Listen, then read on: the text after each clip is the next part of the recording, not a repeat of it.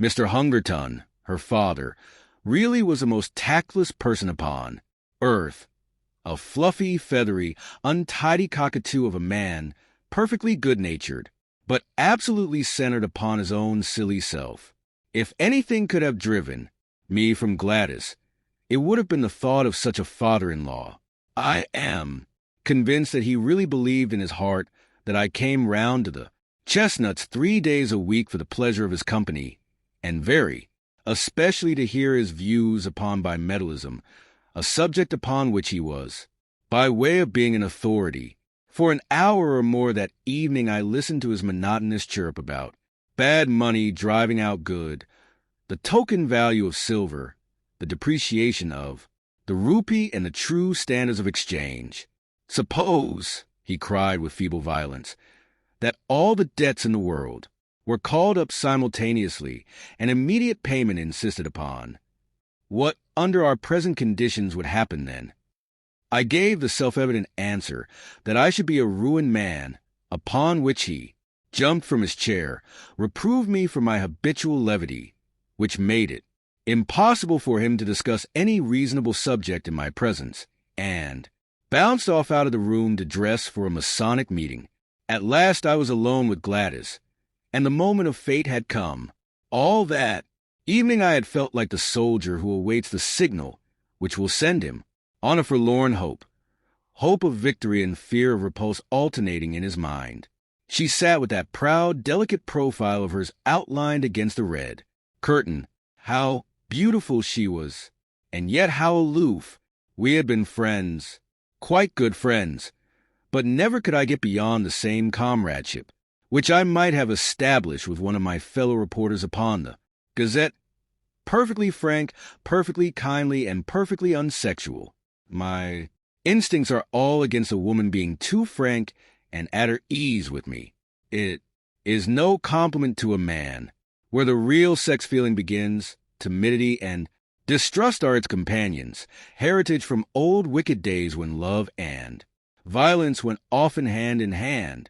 The bent head, the averted eye, the faltering voice, the wincing figure, these, and not the unshrinking gaze and frank reply, are the true signals of passion. Even in my short life I had learned as much as that, or had inherited it in that race memory which we call instinct. Gladys was full of every womanly quality. Some judged her to be cold and hard, but such a thought was treason. That delicately bronzed skin, almost oriental in its coloring, that raven hair, the large liquid eyes, the full but exquisite lips, all the stigmata of passion were there. But I was sadly conscious that up to now I had never found the secret of drawing it forth. However, come what might, I should have done with suspense and bring matters to a head tonight. She could but refuse me, and better be a repulsed lover than an accepted brother. So far my thoughts had carried me, and I was about to break the long and uneasy silence, when two critical, dark eyes looked round at me, and the proud head was shaken in smiling reproof. I have a presentiment that you are going to propose, Ned. I do wish you wouldn't, for things are so much nicer as they are. I drew my chair a little nearer. Now, how did you know that I was going to propose? I asked in genuine wonder. Don't women always know? Do you suppose any woman in the world was ever taken unawares? But, oh, Ned, our friendship has been so good and so pleasant. What a pity to spoil it. Don't you feel how splendid it is that a young man and a young woman should be able to talk face to face as we have talked? I don't know, Gladys. You see, I can talk face to face with the station master. I can't imagine how that official came into the matter, but in he trotted and set us both laughing. That does not satisfy me in the least. I want my arms round you and your head on my breast, and, oh, Gladys, I want. She had sprung from her chair as she saw signs that I proposed to demonstrate some of my wants. You've spoiled everything, Ned, she said. It's all so beautiful and natural until this kind of thing comes in. It is such a pity. Why can't you control yourself? I didn't invent it, I pleaded. It's nature. It's love. Well, perhaps if both love, it may be different. I have never felt it. But you must, with your beauty, with your soul.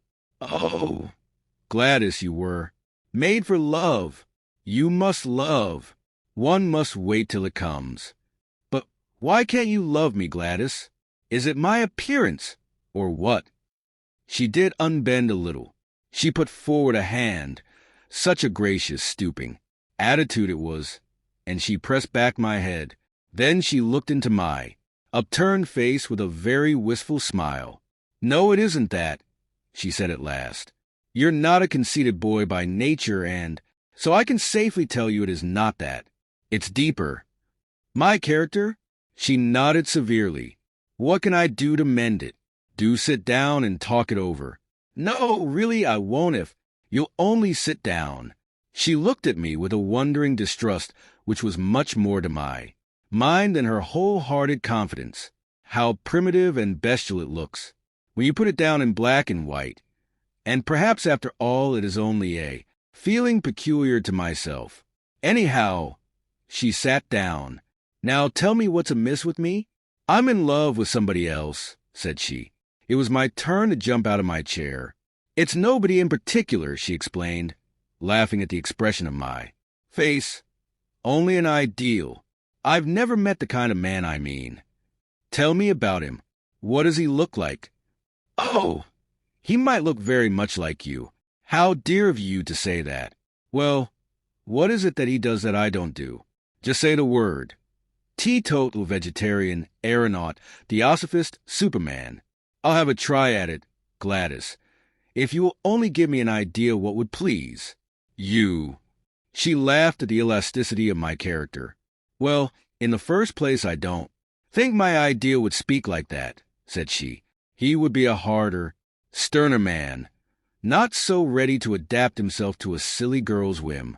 But, above all, he must be a man who could do, who could act, who could look death in the face and have no fear of him, a man of great deeds and strange experiences.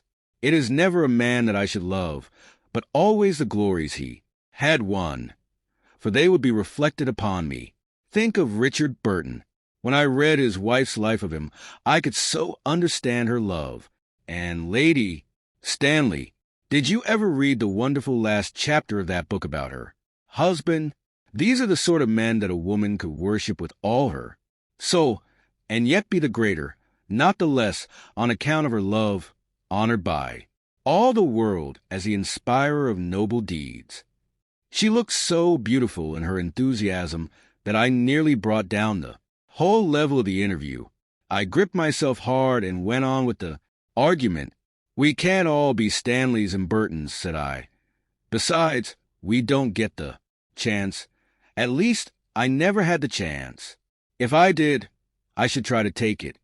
But chances are all around you. It is the mark of the kind of man I mean, that he makes his own chances. You can't hold him back. I've never met him, and yet I seem to know him so well. There are heroisms all round us waiting to be done. It's for men to do them, and for women to reserve their love as a reward for such men. Look at that young Frenchman who went up last, weak in a balloon. It was blowing a gale of wind, but because he was announced to go, he insisted on starting.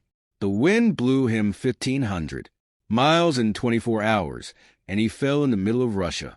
That was the kind of man I mean. Think of the woman he loved, and how other women must have envied her. That's what I should like to be, envied for my man. I'd have done it to please you, but you shouldn't do it merely to please me. You should do it because you can't help yourself, because it's natural to you, because a man in you is crying out for heroic expression. Now, when you described the Wigan coal explosion last month, could you not have gone down and helped those people, in spite of the choke damp? I did. You never said so. There was nothing worth bucking about. I didn't know. She looked at me with rather more interest. That was brave of you. I had to. If you want to write good copy, you must be where the things are. What a prosaic motive. It seems to take all the romance out of it. But still, whatever your motive, I am glad that you went down that mine. She gave me her hand, but with such sweetness and dignity that I could only stoop and kiss it. I dare say I am merely a foolish woman with a young girl's fancies, and yet it is so real with me, so entirely part of my very self that I cannot help acting upon it. If I marry, I do want to marry a famous man. Why should you not? I cried. It is women like you who brace men up. Give me a chance, and see if I will take it. Besides, as you say, men ought to make their own chances and not wait until they are given. Look at Clive, just a clerk, and he conquered India. By George, I'll do something in the world. Yet, she laughed at my sudden Irish effervescence. Why not, she said. You have everything a man could have. Youth, health, strength, education, energy. I was sorry you spoke. And now I am glad, so glad if it wakens these thoughts in you. And if I do. Her dear hand rested like warm velvet upon my lips. Not another word, sir. You should have been at the office for evening duty half an hour ago. Only I hadn't the heart to remind you. Some day, perhaps, when you have won your place in the world, we shall talk it over again. And so it was that I found myself that foggy November evening pursuing the Camberwell tram with my heart glowing within me and with the eager determination that not another day should elapse before I should find some deed which was worthy of my lady. But who in all this wide world, could ever have imagined the incredible shape which that deed was to take, or the strange steps by which I was led to the doing of it? And after all, this opening chapter will seem to the reader to have nothing to do with my narrative. And yet there would have been no narrative without it, for it is only when a man goes out into the world with the thought that there are heroisms all round him, and with the desire all alive in his heart to follow any which may come within sight of him, that he breaks away as I did from the life he knows, and ventures forth into the wonderful, mystic twilight land where lie the great adventures and the great rewards. Behold me, then, at the office of the Daily Gazette, on the staff of which I was a most insignificant unit, with the settled determination that very night, if possible, to find the quest which should be worthy of my Gladys. Was it hardness? Was it selfishness that she should ask me to risk my life for her own glorification? Such thoughts may come to middle age, but never to ardent 23, in the fever of his first love.